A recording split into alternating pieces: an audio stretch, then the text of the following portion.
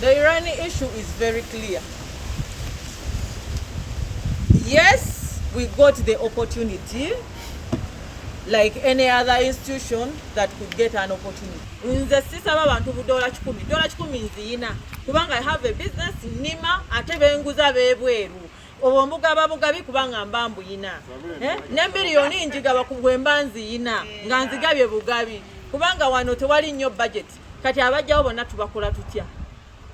Kitegeeza tukwatako n'ewaffe okukola emirimu gya muzeeyi. Naye gwe togenda kweyambisa olwokubadde olina omulugube obala kalulu Namyalo aveewo bakuteekewo ate ababirwanyisa abamu be baaliwo. Nsaba kimu tugende mu kooti esalewo Adijja wemba nabba nze nja kusasula.